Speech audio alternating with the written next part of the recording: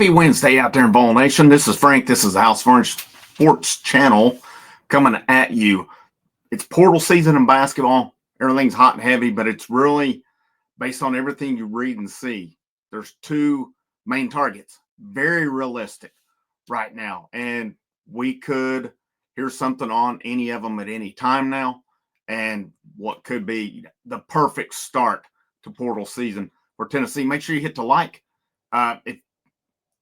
I always promote the super thanks. If you're not able to give super thanks or don't want to, best thing you do, share out the content. That can help spread the word out there. And if you have not already, hit that subscribe button for the latest updates as well.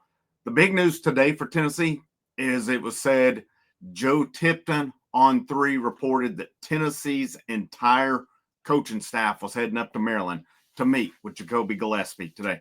No secret about it. This is Tennessee's top, I would say 1A, 1B. And Gillespie may even be one with Isaac McNeely at close too. But it seems to me like it's easily those two guys are the top targets today. It's been said, Austin Price, VolQuest.com yesterday said that from what he's hearing, Gillespie, because dead period starts Thursday of this week.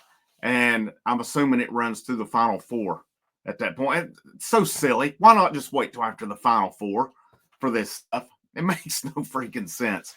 But anyhow, dead period starts tomorrow. Tennessee's going in to try to lock this thing down because obviously with Willard going to Villanova, it makes sense we'll get a visit. Buzz Williams goes to Maryland. From what I've seen, Maryland does not seem to be an option there.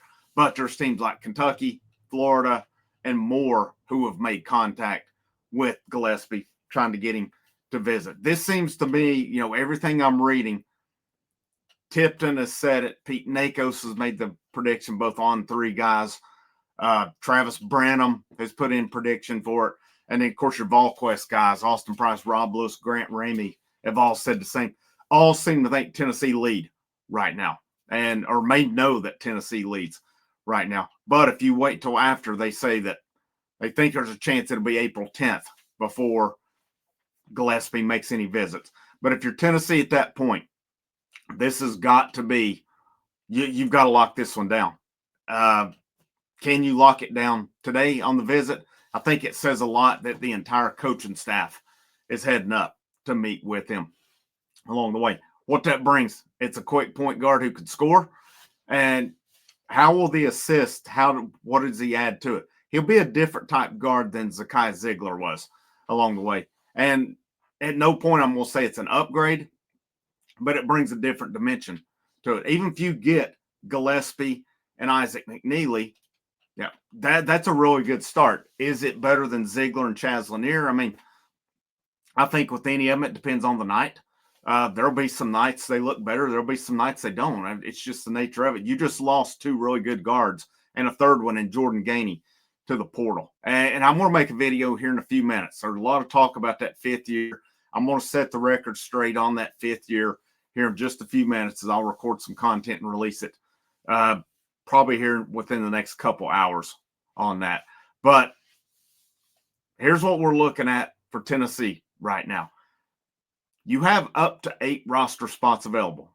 Will they use them all? It depends on how the scholarship, kind of how it's distributed along the way. They can at least go to 13, possibly up to 15. I'm not sure. I saw something on this where possibly a couple of those scholarships would not be full rides, though. So it's all weird. A lot of changes are coming.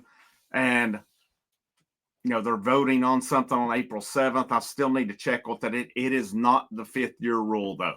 That is not part of it. Well, I'll go ahead and answer the question now, and I'll make a video later. Ziegler, Gainey, Lanier, all these guys, they're done. They're done at Tennessee. It'd be great if you could get them back? Sure. But the 5th year thing is not going to pass before next season. It's not going to pass in time for it. It may affect future classes. It may affect some guys you get this year out of the portal possibly, but it's not going to affect the ones that just finished up along the way. Now, I've had people ask on here and say, well, there's people saying it's going to happen. It's not happening. It's not going to happen. And if it does, I'll eat crow on it. But everything I've read on it is not a serious thing. It is not being voted on April 7th, despite what AI tells you when you search it up. That's a lot more to do with, from my understanding, NIL. But we'll see on that along the way. But we can put that one to rest on Ziegler, Gainey, and these guys coming back next year. Not happening. I mean, like I said, I would happily take them back, but they're out of eligibility and it's not getting passed. So you're proceeding with at least 6 in there. Saw Rob Lewis, VolQuest.com today talking about it. Says, even if Tennessee gets Gillespie and McKinney, which looks promising right now, they're still going to try to add more. And the theme for this team, and we can all agree on this one, and we're happy this team is seeing it, or the coaching staff seeing it too, 3-point shooting. 3-point shooting is a big one. I've already talked about Donovan Atwell from UNC Greensboro. I'll link that one at the end. Talked about him and Jackson from Indiana, Purdue, Fort Wayne. Jackson actually committed to Butler, so he's off the board on that. I've seen named Lamar Wilkerson, who played for Sam Houston State, mentioned. He shot right at 45% from the field or from 3-point range last year. I've seen Sebastian Mack from UCLA, but that one, I'll be honest, that's not one that blows me away, to be honest with you. I saw today, I was reading an article that says Tennessee was looking at doing a Zoom call with him to kind of see where they're at. Guy played for UCLA. I mean, if you look at him as well, his numbers, he's not a good 3-point shooter. And to me, I don't really think you need. I'm at the point in time where I don't need. But I say I'm not the coach, obviously. But looking at his numbers this past year for UCLA, 12.1 points per game, 28.3% 3-point range, 72.7 free throws, 38.7 field goals. Actually, I'm sorry, that was 23-24. 24-25, he was 42.6 from the field, 31.4 3-pointer, 74.3 free throws. Points per game actually were down to 9.6. To me, I think we're past that point in time of Tennessee basketball where we need guys who can't shoot. And that's just my opinion on it because we saw it too many times this year. How many times did you see it where you had 3 guys on the court with really no offensive game unless you just totally left them wide open? And then your other times, Chaz was your big shooter, of course. Ziegler, Gainey could hit them some, but I mean that's really your only 3-point threats for the most part. Igor would occasionally hit one. Dubar may occasionally hit one, but I just think I know Mack is considered a good defensive player. I just think we're past that point in time. We need 3 and D guys, and I'll take a 3 guy over a D guy if it comes to that. Rick Barnes and his staff, as good as they are with defense, they can teach a guy defense. They can help a guy get better on defense. You can't teach a non-shooter how to shoot. You just can't. You might get them a little bit of game going. It's going to take a lot of work, but it ain't going to happen within a season. It's not going to. Sebastian Mack's not going to come in and shoot 45% from 3-point range all of a sudden. Your targets right now of Gillespie, Isaac McNeely, Donovan Atwell from UNC Greensboro, all those guys can shoot. Wilkerson from Sam Houston State as well. He can shoot the ball as well. Any of those guys, if you could get those combinations of them, would be great pickups. But let's don't forget the home run right now for Tennessee, and it seems realistic.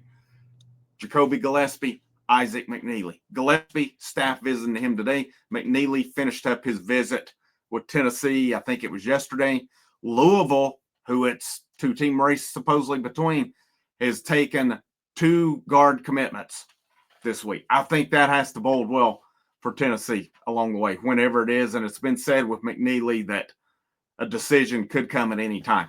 So you never know. We may hear something tonight on him. But it seems like you never say never with the transfer portal. Who knows what could happen? Another team could enter the fray at some point. But as things stand right now, it looks very realistic that your starting backcourt for Tennessee's Ja'kobi Gillespie, Isaac McNeely. And if you add a guy like a Donovan Atwell, a Wilkerson, you're adding shooting. We need now more wings who can shoot, and we need at least a big, maybe a couple with some offensive game. It's been said JP Estrella has that. Can we add one more with a post up who can make moves inside? That's going to be huge for this team.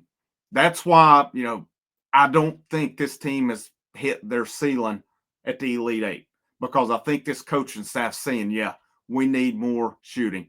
And pretty common right now, all the guys they're bringing in can shoot.